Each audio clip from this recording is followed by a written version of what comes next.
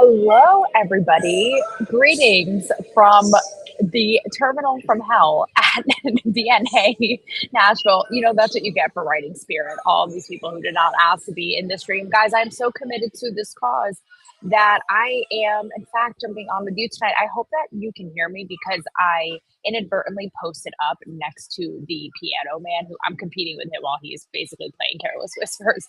But I wanted to run this interview tonight because I don't think I'm going to be going live tomorrow night. And I love this interview, and it is perfect time for Not now is the perfect time for it. And it's with Larry Namer, who was the founder of E. And I'm going to explain it in the interview, but he revolutionized this last wave of media. And as we know, with Jimmy Kimmel's, the sad state of affairs with late night, like whatever's left of it, the old wave is out. Like we're over it. And now we're going into the new wave. So I talked with Larry all about that as somebody who was such a visionary and a renegade in that era and now embarking on the new one. So we have a lot of fun. We talk all about E when it used to be fun, my fun E story. And we'll give you guys a lot to think about, especially as we embark on this new era and all the Jimmy Johns, all these late night people. Oh, this kid is going to start crying. Okay, I'm going to run this interview. You guys have fun. And as always, I will be in the comments. But yes, the Jimmy Johns, all those guys, you better get with the cool kids, be with it because it's all about to see your way out. And Larry and I talk about it. Let's get into it. Without further ado, Larry Namer.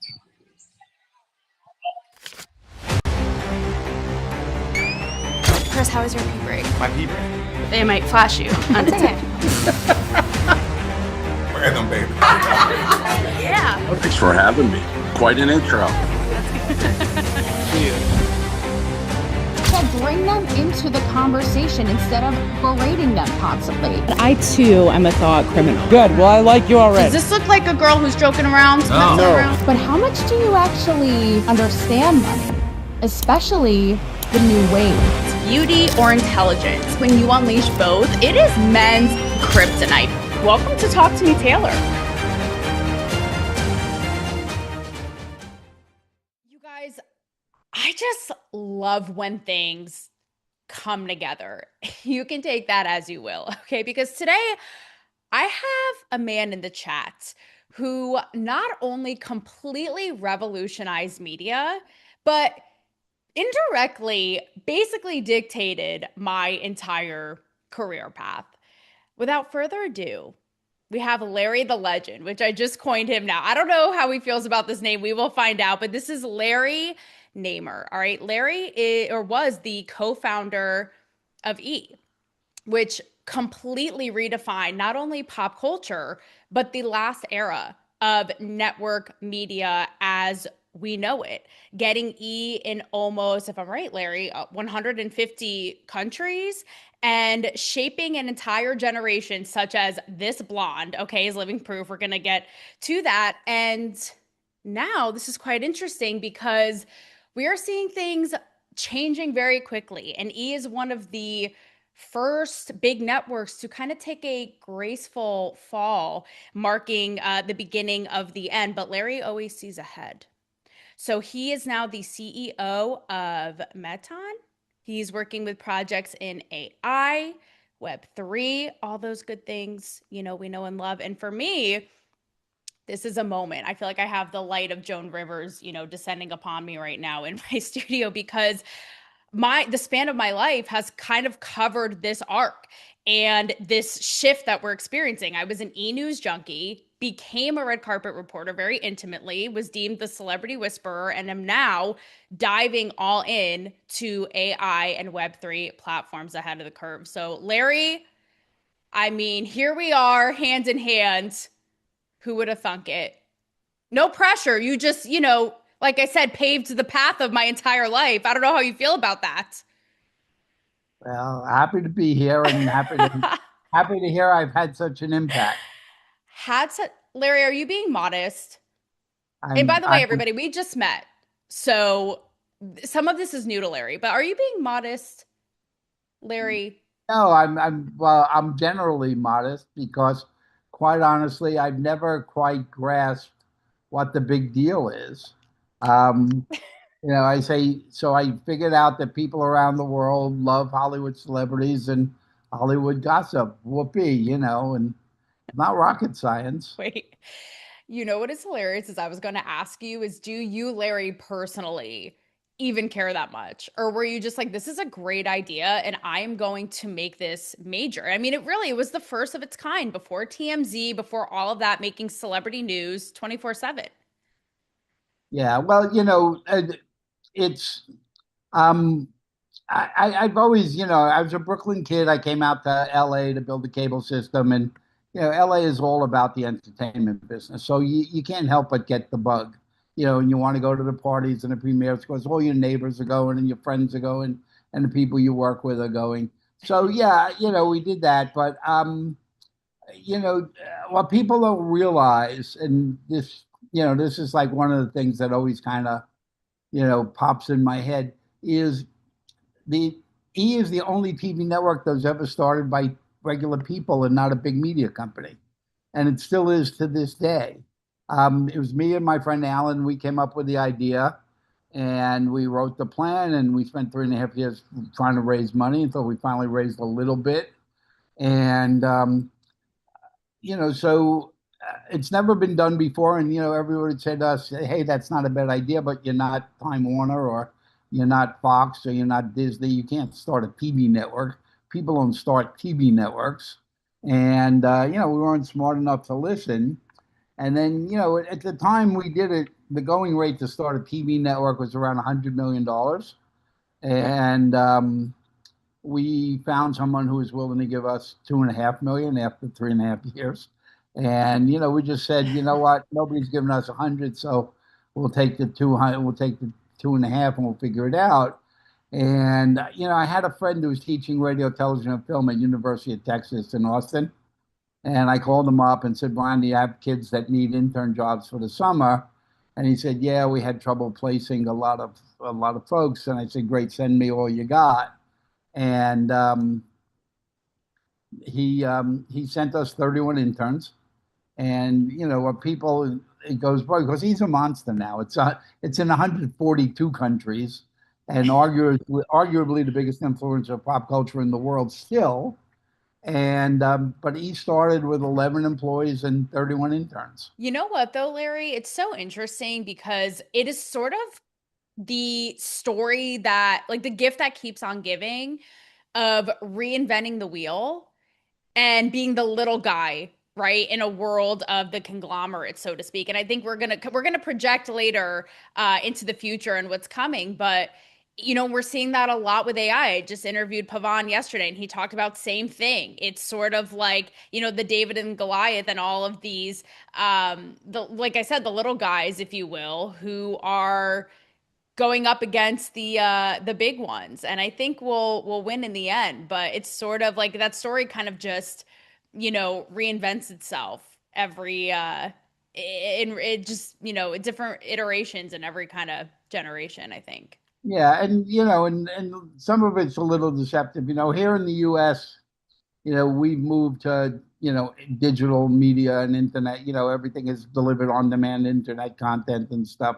And but outside of the US, it's still very traditional media. It's time anchored cable networks and stuff. And somebody gave me a statistic that on any given day, if you were to take the 100 top internet influencers of pop culture, they don't reach as many people as E reaches on that same day. It's insane, Larry. And even I'm cracking up because when you're like in the beginning, like, oh, big whoop, celebrity news. When I read, because the news did just come out about E News, shutting its doors right now. And so many people, Larry, myself included, especially because I'm a millennial, right? It really redefined not only pop culture, but this sounds a little cheesy, but our aspirations and we thought we could be, right? At the time, everyone wanted to be an MTV VJ. Everyone wanted to be Ryan and Juliana. Larry, I definitely have some makeshift Photoshop before Photoshop of like my face pasted on a clip art red carpet trying to be Juliana Rancic, okay? So it's nostalgic for us. It's real. Yeah, and and E News was, I mean, it's just one of the shows. And and it was funny because I think when we met, it was the same week that E News got canceled. Yeah. And I was like moaning to like a friend of mine here in LA going, "Oh, I can't believe it's the last of my shows," Yeah. because that's there, And she just looked at me. She said, "Larry, put the smile back on your face. The thing ran 34 years." That's fair. That's fair. Larry, with that said, though, we had talked about this a little bit because I mean, my first trip to LA, I'm a tri-state gal too. My first trip to LA, I took a taxi. There were no Ubers yet. Picture it, Larry. And I was like, take me to the E! News office. Like, I'm actually dead ass. And, come to a couple years later, like I said, when I became a red carpet reporter and did my selfie stick thing and completely was out of the box of the vanilla cookie cutter, stylized thing. I told you, I was in a conference room of e-execs. I'd pitched the idea. It was sort of like TikTok before its time. And they looked at me like they were like, you are like they had seen Jesus resurrect. Like they were like, you are ballsy. And best of luck with that, right? So we had talked a little bit about how they were a little stubborn in keeping up with the time. So are you surprised by what's happening now?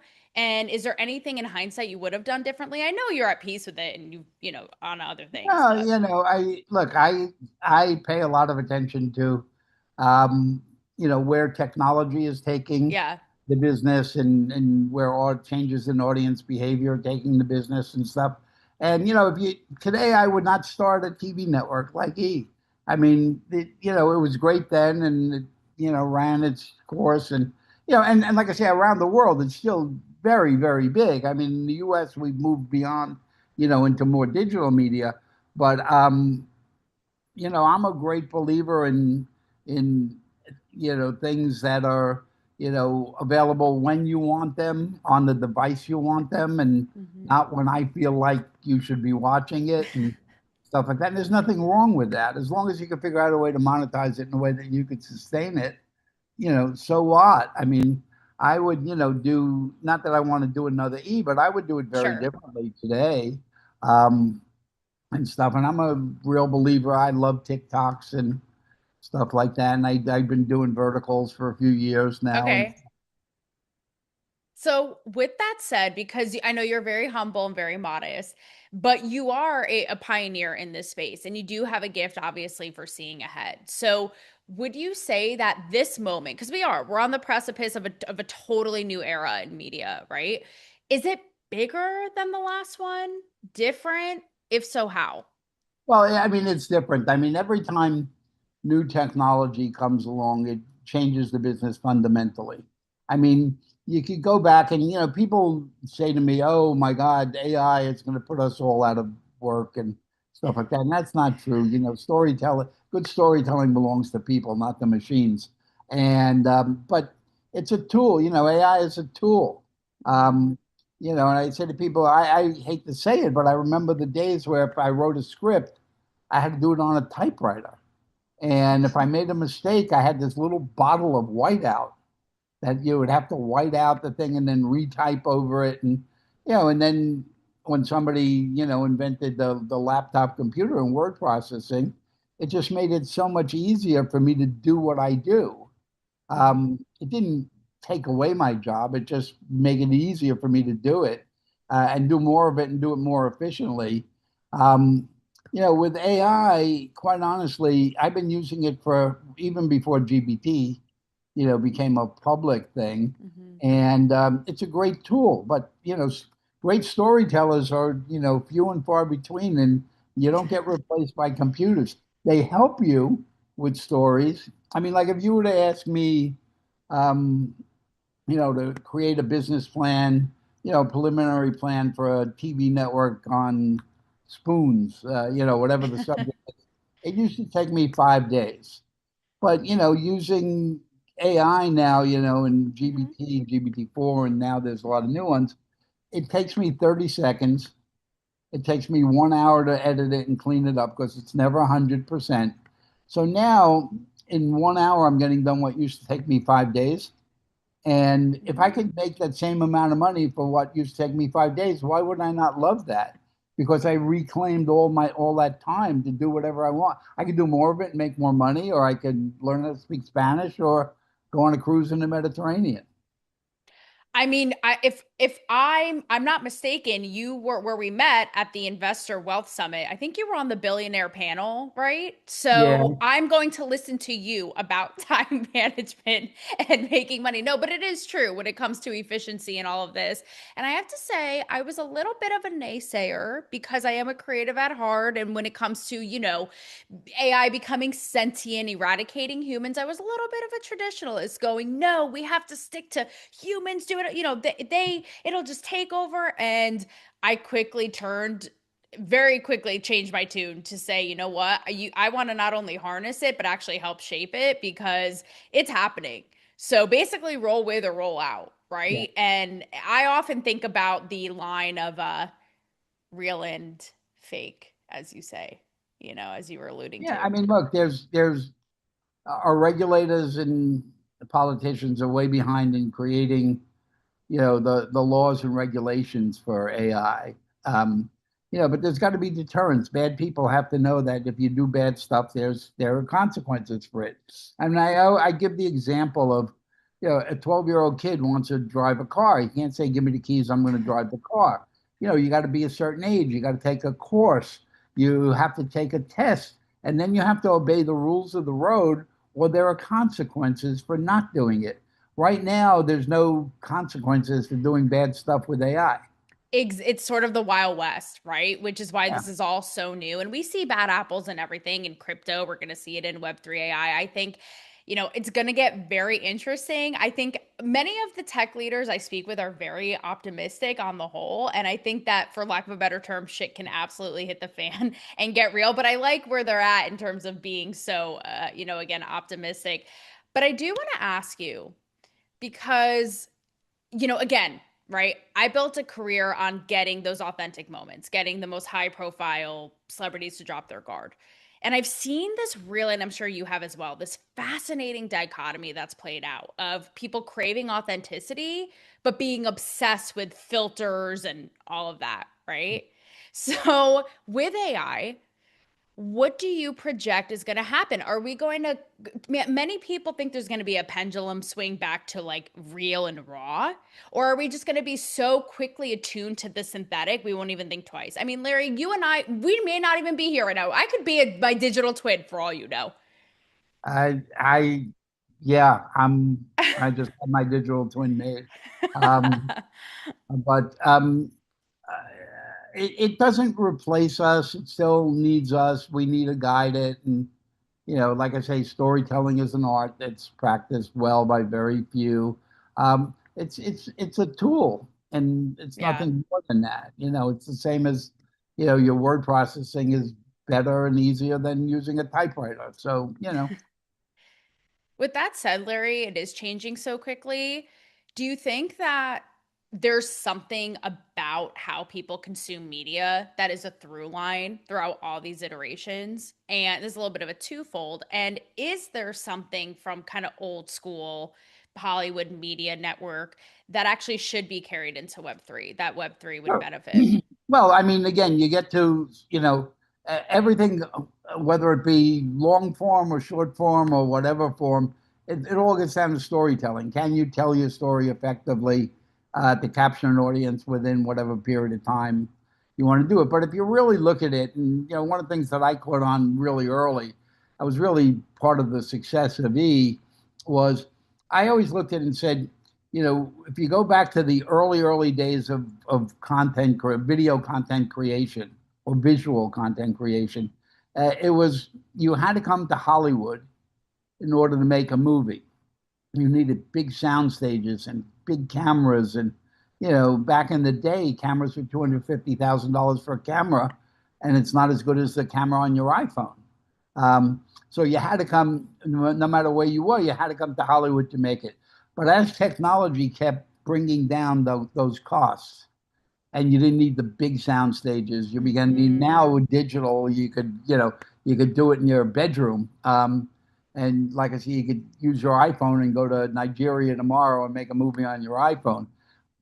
So it really began changing Hollywood from being the geographic center of creation, really to Right. becoming a measure of quality. It's a measure of creativity, but it's no longer a geographic place that you have to be in. Mhm. And, it's changed dramatically. And, with technology, people got, a lot more talented people could create stuff for smaller and smaller niches.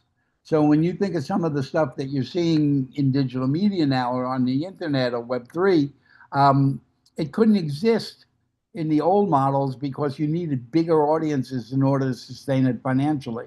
But Mhm. now, if you take a podcast, back in the old day, you would have had to do a talk show, and a talk show would cost you $300,000.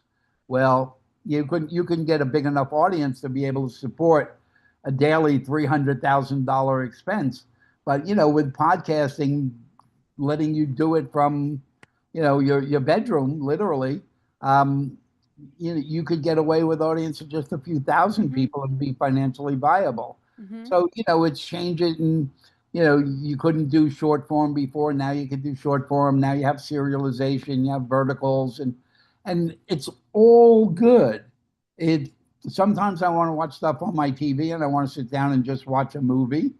And sometimes I'm, sitting on a train and going through my TikTok feed, or something like that. It's not this or that. It's really all.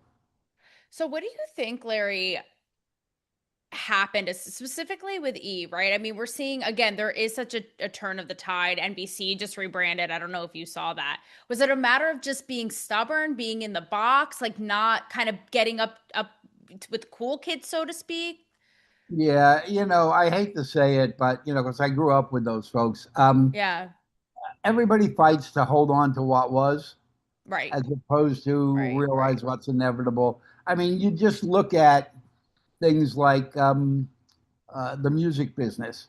I mean, they bitch and moan that oh, iTunes is now so dominant in Spotify and stuff, and I go, yeah, because you spent 10 years fighting digital music as opposed to embracing it, and that would have been you. Um, but and you see the same thing now. To a little bit lesser degree. You saw the Screen Actors Guild and the Writers Guild go on strike because of AI and stuff. And Mm-hmm. I just say to those guys, "Go, it's going to happen. If you Mm-hmm. learn from what the music business did.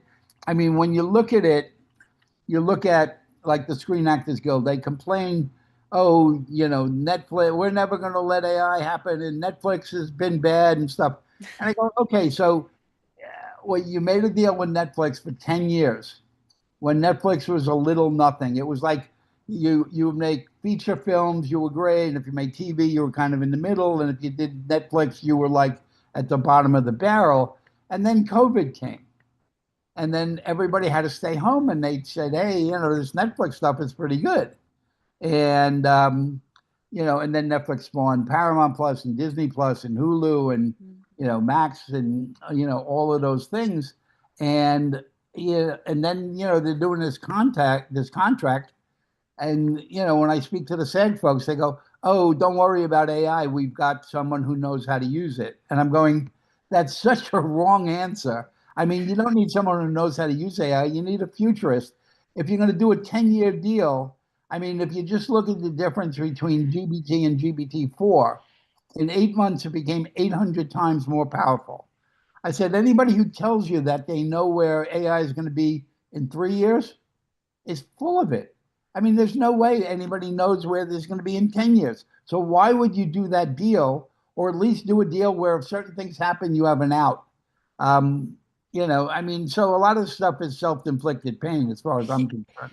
You epitomized what goes on.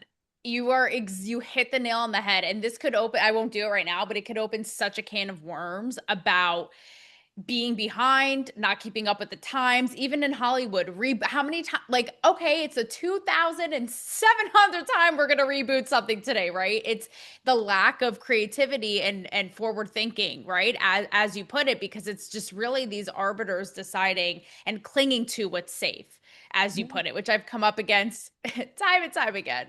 So, People resist change. I mean, yeah, and yeah. again, I try and give examples that people could relate to. I said, you know, way back we were a nation of like farms and ranches. And you had horse ranchers all along, and they weren't happy when Henry Ford brought out the car. And they were like, "Oh, we hate this. We're never going to let it happen." So true. I take people. I said, "Come look out the window with me. Tell me how many horses you see and how many cars you see." I said, "It's going to happen, whether you like it It's or not." so with that said, Larry, I mean, you built an entire generation of kind of like influencers before its time Yeah. and leading voices, right? Taking in all you do now, what is something that young disruptors now aren't getting? They're not hitting. Maybe something they actually need to double down on. Well, I mean, yeah, I mean the influencers. I mean, we did develop those little Kardashians and and folks like Little. that. And somehow you disappeared. I don't know why. Oh, I still see you. Maybe it's the AI taking over. They want to take over our interview. Yeah, uh, I think most of the folks that I see here in this country, they're really still not getting the globalization of media.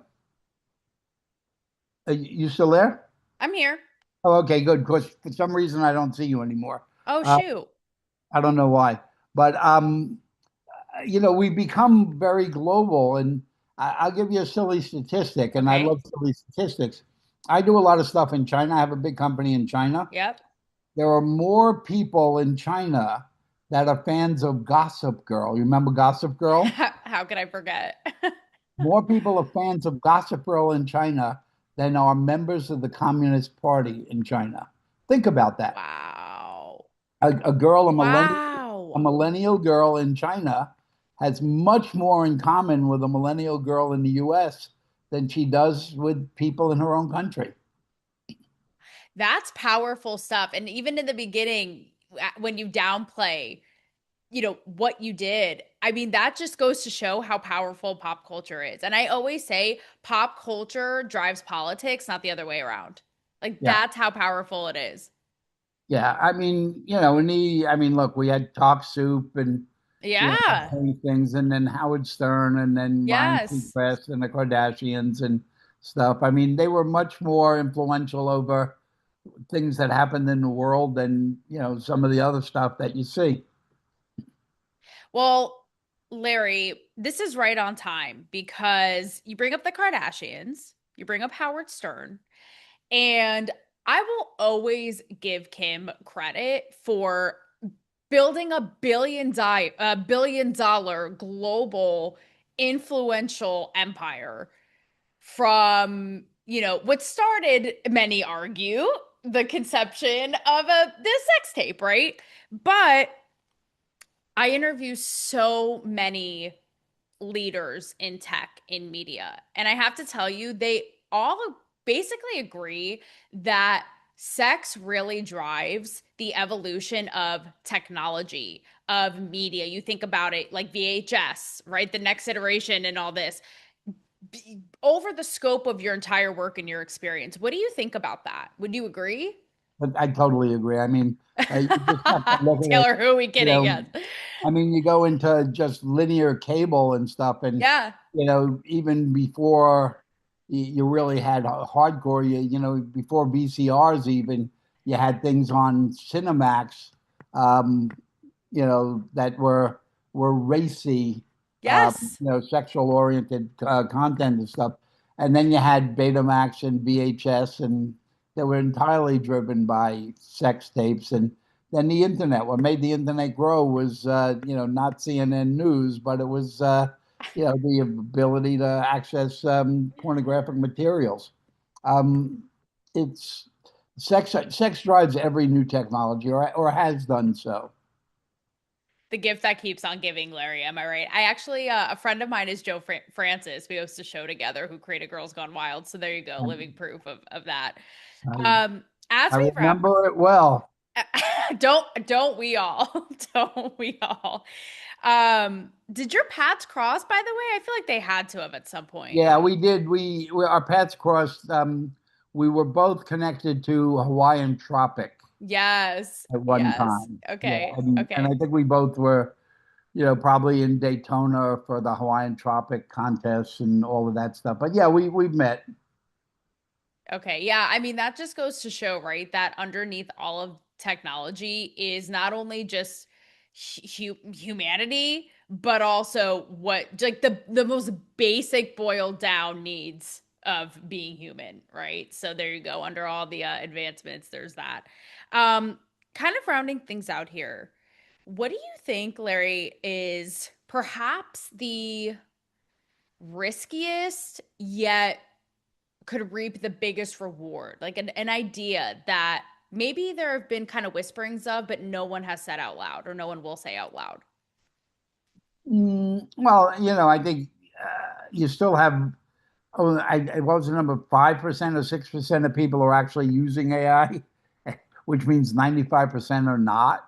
Um, Clearly, if you're not using AI, you're going to either be left behind or out of business or something. I mean, you got to learn how to prompt. I work with folks over at the Writers Guild, some of the older writers and stuff, and teaching them how to prompt and stuff. And these guys are getting work. Before they were discriminated against because everybody wanted young writers, and now the old guys know how to use AI and they're great storytellers, and they're getting to work, and the young guys are not. So you got to jump on the bandwagon. You got to keep your eyes open and your ears open, and now I have people who are great movie makers, and I try and convince them that the audience is really moved to things like real shorts, serialized drama movies, rom-coms or whatever they are, and that they better start learning those forms of doing it. And they go, oh, no, no, no, I'm a filmmaker. Well, you'll be a filmmaker and you won't be able to pay your rent. You said can we make rom-coms great again, for the love of God? Somebody All you gotta do resuscitate the dead body of rom-coms. There are now over 200 short form apps out there now, and the predominant form is rom-coms. There you go. Giving the people what they want. Well, Larry the Legend, do you like my nickname? Has anyone else called you that, or can I take pride in just making it up right now? Well, it's kind of funny because, up until recently, fairly recently, people used to just think I was out of my mind, because I would be the contrarian. Now, all of a sudden, I'm a legend, I'm a visionary or whatever, and I just laugh, kind of. Larry, Howard Stern, same thing, right? Again, we see it time and time again. Like at the time, just being told you're crazy, it'll never work. It's a this. It's not like everything else. And then, here you are. Well, we really responsible for, making Howard. Yeah, I don't know if I told the story, but I ran into Howard in an elevator in New York, and he kept telling me, oh, I'm a radio jock. You got to come and see my show. And I'm like, oh God, radio's dead, guy. I hate to tell you this, but did you say that out loud? Oh yeah. Yeah, I let him know it. And he kept saying, no, you got to come and watch my show. And eventually Alan and I did. And, I just looked at it and said, you know what? This is actually a throwback to an old TV show called WKRP in Cincinnati that was on TV here, which is all about an ensemble cast that worked at a radio station. I said, this is not a radio show. This is a sitcom. And, we were right, man. We did pretty well with Howard, and we did pretty well for Howard. Do you think that he always knew what he was doing? Like it was an accident, or was that really him and he's just kind of grown and evolved? I always wonder this. Or I'm like, was he just literally the smartest businessman who knew exactly what he was doing with the shock jock? Yeah, I think he was. He's very, very intelligent, and he knew exactly what he was doing and stuff. I mean, look, he made a lot of money on going over to Sirius Radio, but I thought as not just a financial move, it makes all the sense in the world, because we would never pay him anything close to what they were paying him. But to me, it kind of killed off the uniqueness of what Howard did. I mean, when I would watch it on regular television, I should say, listen to it on the radio, you always knew that there was this element of him getting in trouble. He's going to say fuck or something, and he's going to get fined by the FCC. He's going to get taken off the radio. There was always a jeopardy point. But then once he moved over to Sirius, it was, you're allowed to say all those words that he used to get in trouble for. Mhm. So there was no more of that, pending disaster there. And, and after like a while, I go, all right, Howard, I get it. You can say fuck, fuck, fuck all you want. It's boring for me now.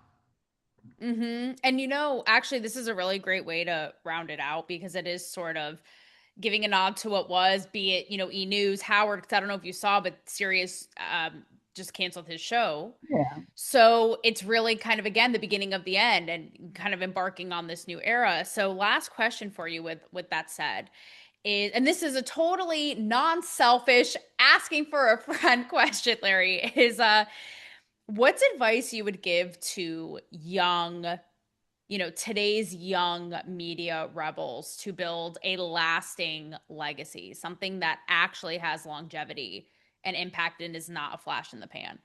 Well, I mean, first, I think you really got to look globally, and you don't produce something that's just for the U.S. anymore because, again, technology allows you to produce for the world now. You don't have to produce for the U.S. only in English.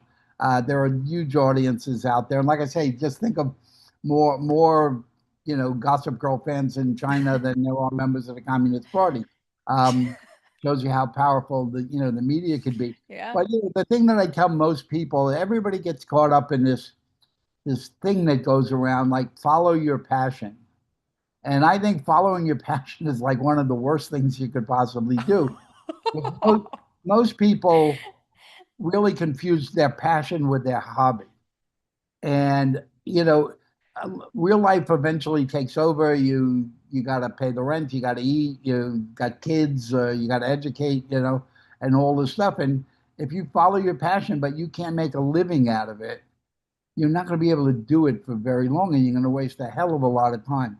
So my thing is find something that you're good at, work your butt off until you become great at it, and then that will become your passion. And then being great at what your new found passion is gives you the financial wherewithal to follow your hobbies and do those. Like for me, I'm a wannabe chef. I've been cooking since I'm 12. I love cooking. Oh my God, My same. passion is cooking. It's Same. not making TV, but the fact that I could, sustain myself financially by doing the media stuff allows me to go in the kitchen and cook for 2 hours a day. Larry, you're a savage, but it's so true. I love it. You know who's led us astray are this slew of influencers who got huge off making a smoothie. I'm like, make it make sense. So basically, in a world of smoothie making influencers, be a Larry neighbor, and I'll leave it at that. Larry, thank you so much. All Obviously, right. not your first rodeo. No, I love it. I've been around a little bit. I see that. Yeah, something tipped me off to that. Well, thank you, Larry. I so appreciate it. All righty, thank you.